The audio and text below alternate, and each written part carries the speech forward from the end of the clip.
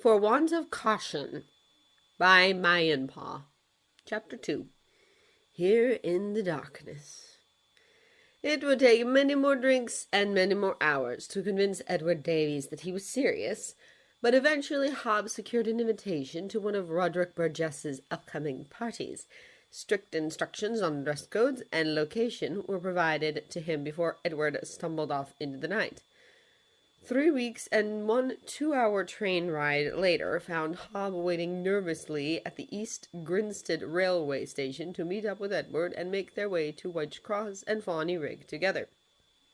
If he was honest with himself, a not insignificant part of Hob wondered if Edward even remembered their plan to meet up. After all, by the time that they had parted ways, Edward was extremely drunk. Not that Hob required Edward to get him into the party, but he did know that it would be much easier with him. Not that he knew exactly what he was getting into. It made him uneasy going into this situation completely blind and defenseless. Edward had made it very clear that this was to be a white-tie party, complete with aristocrats and actors, so Hob had to dress and act the part. Unbeknownst to Edward, this meant leaving behind any potential weapons or tools, or hell, even any extra disguises to sneak the stranger out in. He had no clue how he was going to get access to his friend, not to mention release and free him, all without being detected. This is going to be a shit show.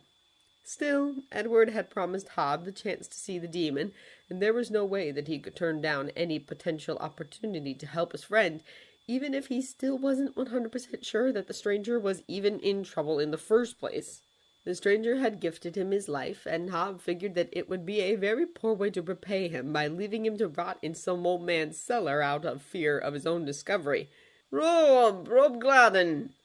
a voice cried out from across the platform, and a well-dressed Edward Davies elbowed his way through the equally well-dressed crowd. Hob waved at him, recognizing the most recent name that he'd been using for the last 10 years.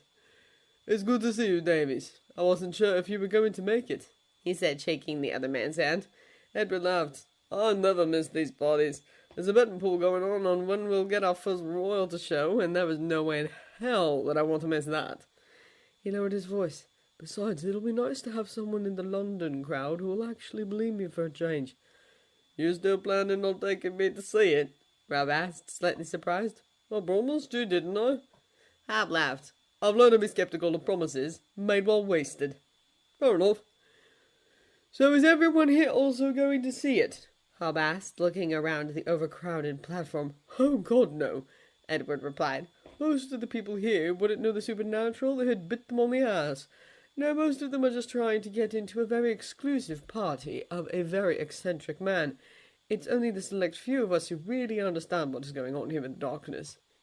Edward paused significantly, as if he were waiting for a response from Hob. Unable to think of something else, Hob nodded solemnly at the man. It was apparently enough, because Edward continued on. "Anyway, it makes grabbing a cab a bloody nightmare." "If that's the case, then shall we try and grab one?" "Let's!" And together they made their way over to join the fray for one of the idling cars. The ride itself to Fawny Rig was dark and largely uneventful. Much sooner than he had expected, the large copse of trees gave way to a stately manor house. The jewels and finery of the gathered crowd glistened in the light of the large pillars of flames that illuminated the path to the entrance. "I'm guessing that this is it, then?" Rob asked as he climbed out of the car, motioning towards the crowd. "Not unless you want to wait in line." Hob looked at Edward questioningly as he was led away from the bright lights towards a nondescript door on the side of the manor. "After these parties started getting popular, a bunch of us followers got tired of waiting in line just to be turned away because they were already full," Edward explained as he knocked on the door in front of them. "Oh, hi, Edward," the man behind the door greeted them. "Who's your friend here?" "Hello, Horace. This is Roderick Burgess. He's of a similar mind as us." The other man's eyebrows shot up. "Oh, really?" Hob stepped forward, trying desperately to remember Edward's drunken coaching. "Yes, sir. I can't wait to discover what resides here in the darkness." Horace stared at Hob before shrugging. "It's nice to meet you, Robert. You two will have fun tonight." Hob let out a sigh of relief. "Will do, Horace. How much longer do you have to watch the door?" Edward asked as they stepped inside. "Not much longer, thankfully. Gordon's going to be taking over for me soon, but keep your eyes peeled for any royals for me. Edward laughed and clapped Horace's arm. Sure thing, Horace. Together they made their way through some back hallways towards the noise coming from the rest of the house. Hob tried desperately to memorize their route, though every hallway was as similar as the last. You're going to want to leave your coat in here, Edward said as they stopped by a random room. You can pick it up at the end of the night. Hob complied, and soon they were making their way back towards the main part of the house again.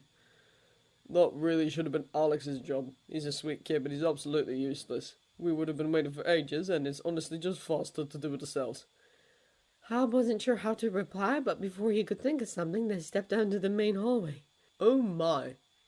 Hob gazed around him at the room that was dripping in finery. The high ceilings, dark woods, and rich tapestries would have been the envy of any palace back in the 1500s. The crystal in the chandelier and the fine silver shone in the light from the hundreds of electric lights that were stationed all around the room. Multiple gramophones were stationed around the house, and over the din of conversations, he thought he could even make out the sound of a live band. Hob honestly couldn't decide if he was impressed or disgusted by the garish and flagrant display of wealth around them. Oh no, it's amazing, right? Edward said excitedly as he handed Hob a crystal glass of champagne. So Burgess got all of this? He motioned around himself. From the demon? Edward took a sip from his glass. Not exactly, I know that he had money before, but the presence of his guests certainly didn't add things. Here, let me show you around. Hob bit his tongue as Edward shepherded him around the Manor party, pointing out the rare artifacts and famous attendees as they went. He honestly couldn't care less about the Follies star that was currently being violently sick in a potted plant, but he didn't want to offend Edward no matter how restless he was to see if the demon was really the stranger. After all, patience was a virtue that he had been forced to learn over his long life. So would you like to see the demon now? Edward asked. Finally! Yeah, that would be great. Okay, follow me. Edward looked around the crowd to see if anyone was watching them before slipping into a side hallway and then stopping before a wooden door. Alright, I'm going to go down and switch with the guards. I think that John and Lawrence are on duty tonight, and those two are already mad about pulling the short straw and missing the party. If I offer to give them a break, they'll take it. The questions asked. I can't just go down with you? No! Edward said quickly. No one's actually supposed to see the demon without the Magus approving them first. But you're like us, right? You already know all about this stuff, so it's not like it really counts. Hob felt his stomach sink. Kid. This was probably going to get Edward killed. Most cult leaders generally weren't very forgiving to those who spread their deepest secrets around to strangers. After all, secret societies had to stay secret somehow. You can still back out, it's not too late. But the idea of the stranger in chains was too strong, and Hob knew that his choice had already been made centuries ago. Sorry, kid. That makes sense. Should I just wait here? You just wait around the corner, and when you see those two leave, you can come down. Hob nodded in agreement and dashed around the corner and into a darkened doorway. He was beginning to feel sick with anticipation. In a few moments, he would either be face to face with a stranger 6 decades ahead of schedule, or he'd be meeting some other random unfortunate being who had managed to get caught by Burgess. And no matter the outcome, he still didn't have any plan on how to free whoever was down there. Nonetheless, when Hob watched 2 men, presumably the aforementioned John and Lawrence, excitedly walk past, he slipped out quietly from his hiding spot and quickly made his way over to the heavy wooden door that Edward had already gone through. This is it, he thought, and let out a deep breath. Steeling himself, he pushed against the door and entered into the stone passageway within. The dark and the chill were the first things that he noticed. The contrast from the brightly lit party blinded him, and he grabbed onto the stone wall for guidance. However, eventually that stone wall turned into slick metal bars, and as his eyes finally adjusted to the dim yellow light, Hob stumbled his way down the stairs. Rob, over here, Edward called out, but as soon as Hob turned the corner, everything else was forgotten. At first, Hob struggled to make sense of what his eyes were seeing. A giant glass globe, cradled in steel arches, hung suspended in the center of the dark, cavernous room. Inside it, illuminated by a cold, wide light, sat an inhuman creature bathed in shadow. Hob took another step forward, transfixed. It can't be! At the sound of his step, the being's head snapped up into the light. There was no mistaking it. Hob had spent centuries memorizing that face. His sharp nose, his plush lips, the way that his dark eyes and hair served to make his already pale skin turn to the color of snow. On any normal human, it would have been corpse-like, but on him it only served to underline the alien quality of the man. It had been enough to cut through the fuzzy haze of their first meeting, and that memory had stayed for those first long 100 years, back when he had had no clue what was happening to him. By all rights, he should have forgotten that random drunken evening long before he had noticed any lack of change, but the stranger's presence had made that impossible, and here it was now, staring back at him. Hob wasn't aware of himself moving forward, the sensation of water and inconsequential detail easily forgotten. So too was the distant sound of yelling. All that mattered was the feeling of the cold, smooth glass underneath his hands and the dark eyes staring back at him in shock. "It is you," he whispered to the stranger, who placed a trembling hand next to his as if trying to reach through the glass.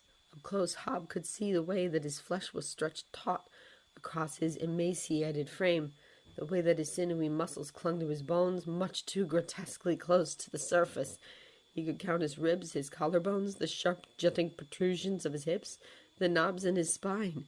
Even his hands had changed, now bony with sharpened nails, a contrast to those from his memories. He had always been dressed in the finest of clothes, in the highest of fashions. To see his friend like this, stripped bare, was wrong. "What did they do to you?" he gasped. Hob was aware that they were alone now, the yelling having since ceased. Instead of answering Hob, the stranger locked eyes with him, desperation shining through. "Run." Hob stumbled back as if struck. "What are you talking about? I'm not going to leave you here like this." "Run, Hob Gadling." The being pleaded again. "Not without you!" Hob cried. He was distantly aware of the sound of running footsteps, and he frantically ran his hand over the glass prison, hoping desperately for some kind of lock or release. "Just tell me how to open this! I'm not leaving you!" Suddenly a sharp pain raced down his arm as he was violently torn away from the cage and thrown down onto his knees. "And just who the hell do you think you are?" A furious voice snarled. He felt a hand in his hair force his head back, and Hob Gadling met the eyes of one enraged Roderick Burgess.